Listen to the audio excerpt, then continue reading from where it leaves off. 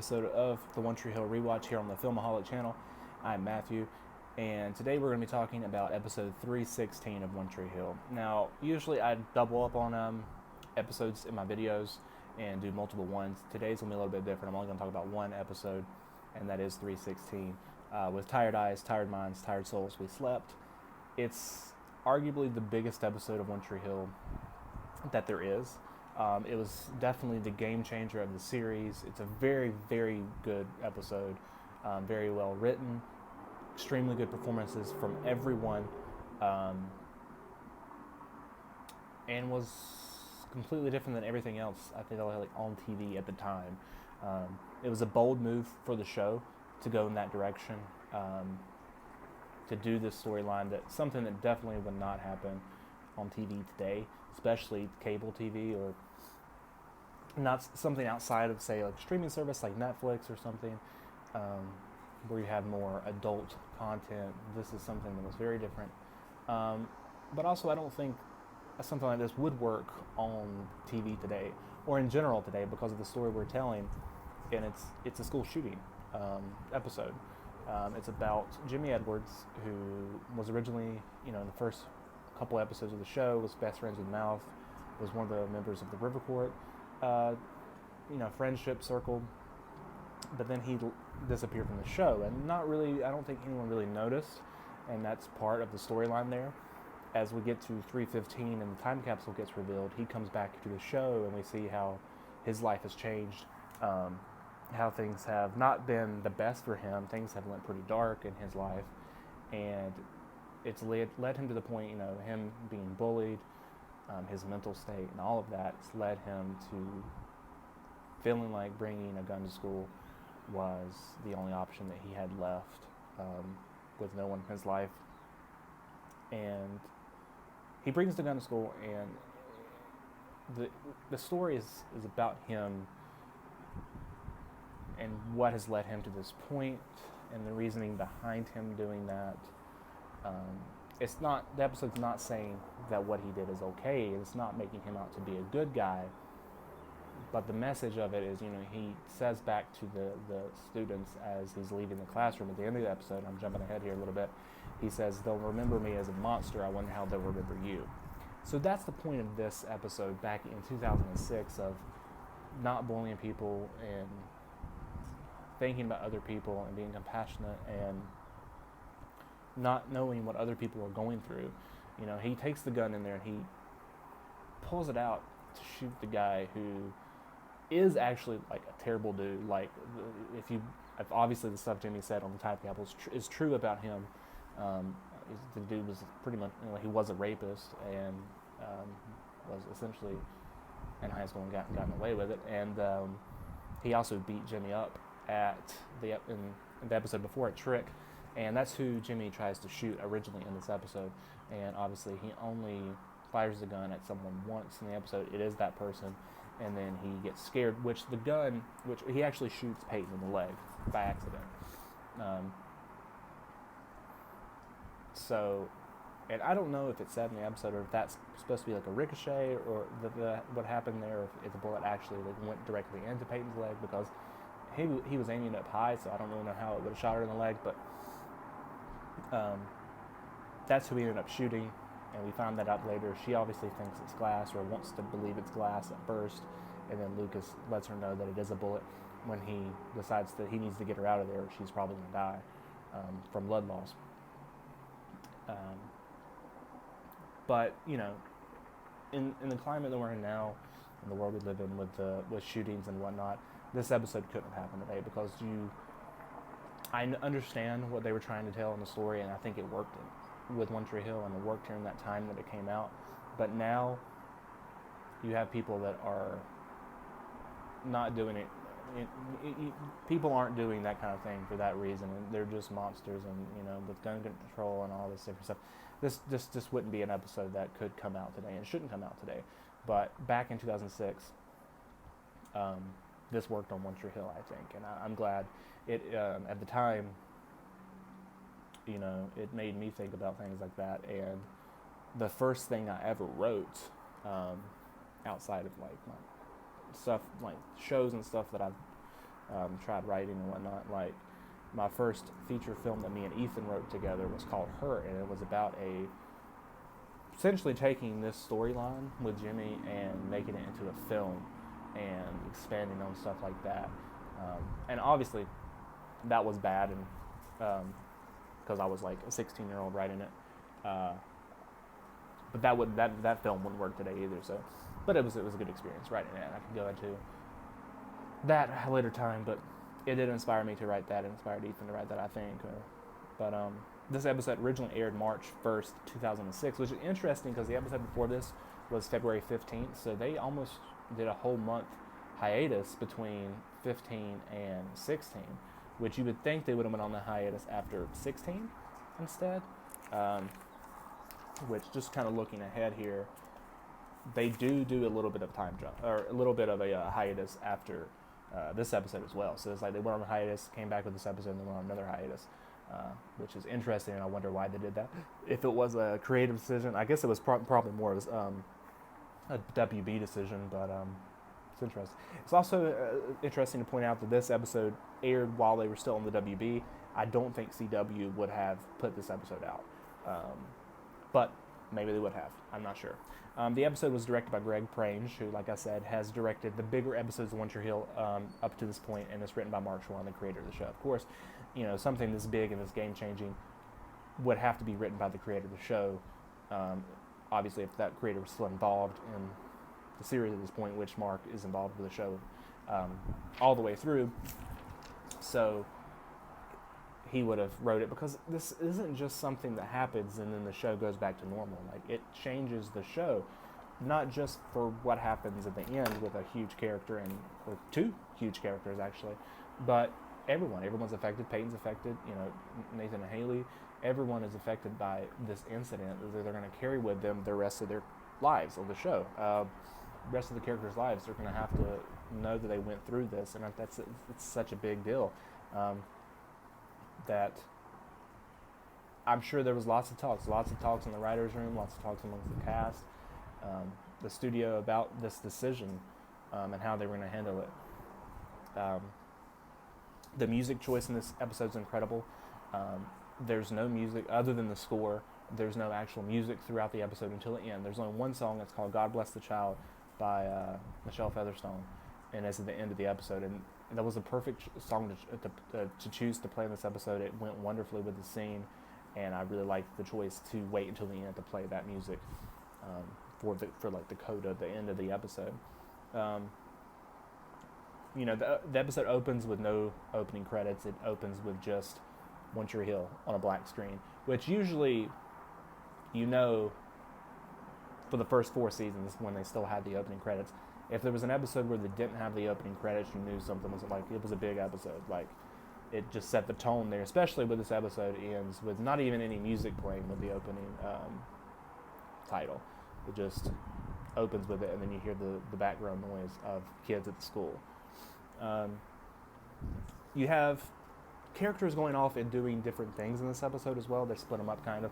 First one I'm going to talk about is Brooke, because she was pretty much alone as far as the main characters go in this episode, because she got out of the school and was put on the bus at the beginning when obviously Nathan ran in to get Haley. Lucas went in to stop Nathan, but then they both ended up going into the school. Brooke was forced on the bus. So along with all the other kids that didn't go into the school that day, she was taken to the gym where a guardian had to come pick you up to leave. And obviously her parents weren't there, so she couldn't leave at first. So her storyline is her dealing with the fact that essentially, she is this popular person and she didn't know all the people. So she meets Glenda in this episode, who does come back in season 4. She meets Glenda in this episode, who has told her family that she's friends with Brooke to try to say that she's popular. And then also her dealing with the reporter who is insensitive and everything, but that's her job, I guess. So Brooke's dealing with that in the episode, and at the end she ends up calling Karen, who comes and picks her up so that she's able to leave, which we'll go back to that in a second with the whole choice to call Karen and have her come pick her up. But then, we have other stuff too in the episode. Obviously, Lucas, like I said, goes in to stop Nathan, but then they end up both going in because Nathan has to save Haley, of course. And they end up splitting ways because they come to where the bullet was shot and the glass is broken and there's blood. So Lucas thinks it could be Peyton, and it is Peyton. So he goes to the library to look for her. Nathan goes to the classroom. Well, he ends up going throughout the school, meets Mouth, and they end up both going to the classroom where they end up with Jimmy, of course, Haley, Rachel, Skills, Abby Brown, and Marcus. So they all end up, and that's like the whole thing with them in the classroom of the episode, and then you also have Lucas and Peyton in the library with him taking care of her until he makes the decision that he has to take her out of the library. And just touching on that real quick, the scene with Lucas and Peyton where she tells him the story about the snow fort, the memory of her and Brooke, and how nothing's going to be the same after this, and they're going to come the reporters and the psychiatrists and the analysts, and they're going to try to make sense of this. And then obviously at the end of that scene, she tells Lucas that she loves him, and they kiss. One of, hands down, my favorite scenes of the series, and one of the best scenes of the series. Just the way that was shot, the up close, them on the floor, Hillary Burton's performance in this scene, and the score along with it, just awesome. Television writing and an amazing scene, and definitely one of, if not my favorite scene of the high school years, and I'm going to do a video on that one once we get done with season 4 of breaking down like the high school years in that part of the show and what my favorite things about it was. But overall too, when we get to that point, when I'm talking about the overall of the whole series, my favorite scenes, that's going to be on there and very close to the top. It's an incredible scene, and props to Hillary Burton. What a great performance. Not just in this episode, this whole season. She knocks it out of the park with stuff she has to do and deal with her character. So then, Lucas gets Peyton out of the library, which leads us to the end of the episode, but we're going to go back to that. You also have Dan and Keith in this episode before the end, and there's a couple of scenes are really good, and it's bittersweet watching it because you know that these scenes are good, but they're not going to have much more together after this episode. And Dan sticking to his character and how he would have acted in a situation where Keith's like, I know him, he's not a bad kid. He is now. I love that line. And Dan questioning, the principal of why this happened, where was the metal detectors, the cameras, all this, which is valid questions. As an audience, you would ask those things, especially the camera situation.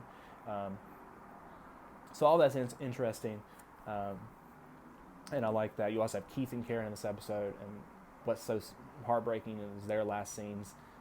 Obviously, and you have that scene too where Dan looks over and sees Keith and Karen together, which I think is great because, even everything leading up to this point, the scene of the episode, a couple episodes ago, where Dan was outside and watched them in the rain, all of that, and leading up to in season 4 when he talks about it, and in later seasons as well, as like that he was still in love with Karen, and how it hurt him to see her and Keith together, and it reinforcing the regrets he had in life and the choices he made and the bad decisions he made. And you see that at this moment, which I feel like adds to, he thinks Keith tried to kill him and all that, which adds to the ending when he makes that final decision. It's really great. But back to just Keith and Karen, their scenes together, the fact that Keith says, I'm not going to let anything happen to our boy, he's about to actually legally be Lucas's father, and their last scene together, Keith and Karen's last scene together, which she leaves to go pick Brooke up, which is interesting, and I'm shocked that they didn't. Obviously, Karen shouldn't have mentioned it, but I'm shocked that they didn't make a regret type guilt thing with Brooke. She hadn't called Karen to come pick her up. Karen would have been there longer with Keith, and maybe Keith wouldn't have went in because Karen would have stopped him from going in, because she's gone at that point, and then Keith goes and asks Dan to let him into the school because Dan has the ability to get him into the school. without anyone knowing. And of course, he does, and then we have the ending here. But then the last kind of thing I want to talk to here is the classroom stuff, obviously, which is, I guess, the core of the episode is Jimmy in the classroom, Jimmy's performance, the back and forth between him and the students, and really diving into his character. And I guess the purpose of them writing this episode in general, what Mark was trying to go for, and the story he was trying to tell there. And the performances of everyone in this classroom is great. Lee Norris's performance as Mouth, having been Jimmy's best friend. Best performance from Rachel in this episode, I would say. They introduced 2 new characters, which you know how I feel about that if you've watched my other videos, when they introduce characters for one little bit. And those 2 characters are Abby and Marcus, which they had to do that in this episode. They had to. You couldn't have just kept the core characters in the classroom and made this believable. You had to introduce a couple characters that we didn't know and put them in this classroom, and they did that with Abby and Marcus. Now, both of those characters come back for different reasons. Abby comes back in season 4, and we go revisit her, and I don't want to talk too much about that right now. But we also revisit Marcus at the end of season 3, which I'll talk about that too a little when we get to those episodes that he comes back. But I wonder, when they had them in this episode, what if they had especially with one of them, I wonder if they had the plan, what they were going to do with that character moving forward in the series, or if they just put them in the classroom because they needed to have someone else in the classroom. Obviously, the Abby part was more essential just for the show moving forward, but also the fact that it showed what kind of person Jimmy really was, that he wasn't going to let her stay in there and die. He was going to let her go and get her medicine. That he actually, he had a heart and all this. But yeah, and then you have the Nathan and Haley stuff. Really good performance from, I think it's Colin Fix is his name, who plays Jimmy Edwards. Really good performance. And it just takes you back to how some award shows, I feel like, as prestigious as the Emmys or the Oscars and stuff are, how overlooked things are. I don't know if One Tree Hill ever was nominated for an Emmy. If it was probably season 1 or season 2. Because I don't think beyond that it was. I think it was a lot of Teen Choice Awards, which is, a lot of people take that as a joke and stuff. And One Tree Hill definitely deserved, especially in season 3, deserved more than that. And it definitely, for this episode in particular, deserved some recognition, both for his performance, both from Hillary Burton's performance. They deserve those nominations, and it's especially for Hillary Burton's performance this whole season. I can't believe she wasn't nominated. That is that's shit right there. But she wasn't. As far as I know, I'm pretty sure that would have been a big thing back then. And Paul Johansson, just in the course of the whole show, the fact that he wasn't nominated is shit as well. But then we get to the end of the episode, right? Lucas carries Peyton out into the hallway. Jimmy's there because he heard the door slam. And it's just this really great scene and acting, and you just feel the tension and the stress in that scene and Jimmy's emotional state, and then Keith walks in too, and it just heightens from there. But that moment too, where Keith tells Lucas, now go, I love you. So heartbreaking. Because that's their last scene together. And when you've watched the whole series and you're looking back and how much just that everything is so important there, because Lucas saving Peyton, that he went back in there for her. He didn't go back in there. He went back in there for Nathan, but he ended up splitting to go off and to save her. How important that was in the large scheme of things. And Keith would have went back in there regardless, or he would have tried to anyways, you would think, because that's who he was, and they mentioned that later, whether Lucas was in there or not. But that definitely added to it. But then that scene where Keith talks to Jimmy, and it's Craig Sheffer's best performance too, and it's all really heartbreaking and just amazing TV. Props to the writers, props to the actors in that scene. It was all great. And Greg Page, he directed the hell out of this episode. And then obviously, of course, we have this voiceover by Lucas, about sending their kids into the world, like young men go into war. Great voiceover, awesome. And then Jimmy takes his own life, and that's heartbreaking. But you got to imagine that's where the story was headed. And then Keith is extremely broken because he knew Jimmy, and if he didn't know Jimmy, it would still be a heartbreaking thing. And then he tried to go in there and stop him, and then ultimately failed. And then Dan walks in, and how much of a shocker that was at the time. I remember watching this on TV and just, oh my God, like this just happened. This is the biggest thing you probably could have done in the show. And as Dan picks up the gun, looks at Keith looks at him, and then he raises the gun and aims it at Keith. And Keith stands up along, following the raise of the gun, and just looks at him with this betrayal of a look, like, how could you're my brother, how could you be doing this right now? Like, and then Dan kills him. And then it cuts back and shows Dan's face, and then the episode ends. And it was just very, very bold move for the writers in the show at this point. Not just to do that on TV in general, but like to do that in the show, and how that was going to change everything for everyone and the characters moving forward. And I remember at the time, like I said, being so shocked, and my mom was like trying to tell me at the time I was a kid, like, Keith will be back in the next episode. Like, this is just TV. Like, it'll probably be a dream. And I was like, I don't think so. Like, that would be a total cop out. And I'm glad it wasn't. Obviously it was real. Even when we watched it, Sarah was like, I was asking her what she thought when the episode was over, and we were talking about it, and she was hoping that Keith was alive. Like, she thought that he could maybe have survived the gunshot, or there was going to be something that happened where Keith didn't actually die in the episode. And I was like, no, he's gone. Like, that was the end of Keith Scott, and the big changing point in the series. I made sure before we went to Wilmington we had to watch this episode. This was actually the last episode we watched before we went to Wilmington, because I was like, I'm not going to let that get spoiled for you.